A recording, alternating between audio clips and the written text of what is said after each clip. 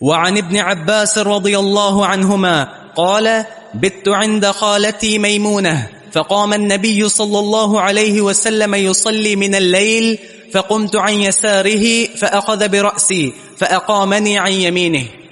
اس حدیث میں بھی صف بندی یعنی مقتدی اور امام کیسے کھڑے ہوں ایک اور حالت بیان ہے. صحیح بخاری کی حدیث ہے اور یہ حدیث صحیح بخاری میں 17 مقامات پر ہے، یعنی ایک ہی حدیث 17 مقامات پر مختلف ابواب کے ساتھ. امام بخاری نے اسے 17 مسائل کا استنباط کیا ہے، اور امام بخاری کا یعنی صاحب الاسانید ہونا ہر مقام پر یہ حدیث نئی سند کے ساتھ ہے. اتنے یعنی وسیع محدث تھے اور اس قدر صاحب الاسانید تھے، ہر مقام پر نئی سند کے ساتھ ہے اور 17 مسائل اس سے استنباط کیے ہیں. ابن عباس فرماتے ہیں کہ بتو میں نے رات گزاری عند خالتی میمونہ اپنی خالہ میمونہ کے گھر میں، اپنی خالہ میمونہ کے گھر میں نے رات گزاری. فقام النبی صلی اللہ علیہ وسلم تو نبی علیہ السلام کھڑے ہوئے یصلی من اللیل رات کی نماز کے لیے، تہجد کے لیے. دراصل عبداللہ بن عباس چھوٹے بچے تھے، ان نبی علیہ السلام کے انتقال تک بالغ نہیں ہوئے تھے. رات کیوں گزاری؟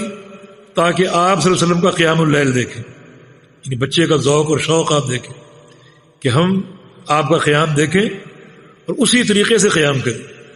یہ دیکھنے کی رات آئے. رات بھر یہ بچہ سویا نہیں، کھلی آنکھوں سے پڑا رہا. اللہ کے نبی نے ان کو لٹا دیا تھا بستر پہ، لیکن لیٹے نہیں، سوئے نہیں، تاکہ نبی علیہ السلام کے معمولات کو دیکھوں اور پھر اسی طرح میں عمل کروں. تو پھر وہ سارے معمول دیکھے. حدیث میں یہاں اختصار ہے، فرماتے ہیں کہ نبی علیہ السلام پھر قیام اللیل کھڑے ہوئے، یصلی من اللیل رات کی نماز پڑھنے کے لیے کھڑے ہوئے. آپ نے نماز شروع کر دی.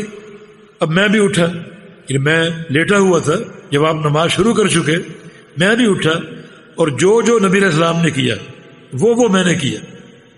آپ نے پھر وضو کیا تھا، میں نے پھر آخر میں وضو کیا اور وضو کر کے فقمت عن یسارہ میں آ کر نبی علیہ السلام کے ساتھ بائیں طرف کھڑا ہو گیا، آپ کے بائیں طرف.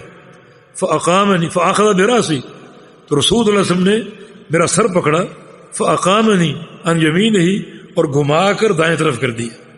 جو میں بائیں طرف کھڑا ہوا اور آپ نے میرا سر پکڑا اور گھماتے ہوئے مجھے دائیں طرف آپ نے کھڑا کر دیا. اس حدیث میں کئی مسائل ہیں. ایک تو اصل مسئلہ، اگر 2 شخص ہوں اور جماعت کرا رہے ہوں تو ان کے کھڑے ہونے کا طریقہ کیا ہے؟ وہ طریقہ یہی ہے کہ دونوں ایک ہی صف بنائیں گے، دونوں ایک ہی صف، اور ایک ہی صف میں یاد رکھیں کہ آگے پیچھے نہیں ہوں گے. ہمارے ہاں کچھ لوگ آگے پیچھے کھڑے ہوتے، امام آگے اور مقتدی ایک قدم پیچھے. یہ طریقہ کہیں ثابت نہیں، بلکہ بہت سے صحابہ اور ائمہ کا قول یہ ملتا ہے کہ دونوں ساتھ کھڑے ہوں گے، ایک ہی صف بنا کر، ایک ہی صف بنا کر ساتھ کھڑے ہوں گے. یہی محدثین نے اختیار کیا اسی عمل کو کہ ایک ہی صف بنا کر کھڑے ہوں گے. چنانچہ رسول اللہ علیہ وسلم نے انس کو پکڑا اور پکڑ کر گھما کر اپنے دائیں طرف کر دیا. یعنی جب 2 شخص ہوں گے تو امام کے دائیں طرف مقتدی کھڑا ہوگا، امام کے دائیں طرف مقتدی کھڑا ہوگا. بہت سے تابعی جیسے عطا کا قول، عطا تابعی بہت بڑے محدث ہیں، ان سے ابن جریج نے پوچھا اگر 2 شخص تو جماعت کرا سکتے ہیں؟ کہا کہ ہاں. پوچھا ایک ہی صف میں کھڑے ہوں گے؟ کہا کہ ہاں. کہا کہ ساتھ کھڑے ہوں گے؟ فرمایا کہ ہاں. اور یہ ان بہت بڑے تابعی ہیں. امام ذہبی نے ان کو شیخ الاسلام لکھا ہے، شیخ الاسلام تھے. ایک بار ابن عباس مکہ آئے تو لوگ ان پر ٹوٹ پڑے سوال کرنے کے لیے، ان سے علم لینے کے لیے. ابن عباس فرماتا ہے کہ علامہ اجتمعتم علیہ وفیکم عطا، کہ تم میرے پاس کیوں آ گئے؟ تمہارے پاس عطا جیسا عالم ہے. تو صحابی نے تابعی کے لیے گواہی دی، چوٹی کے محدث تھے. فرماتے ہیں کہ ایک ہی صف میں کھڑے ہوں.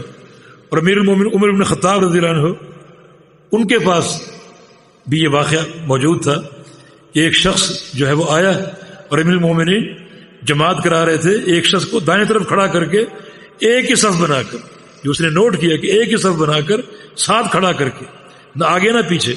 جب 2 شخص ہوں تو ان کے کھڑے ہونے کا طریقہ یہ ہے کہ مقتدی امام کے دائیں طرف ہوگا اور ساتھ مل کے کھڑا ہوگا، نہ آگے نہ پیچھے. جی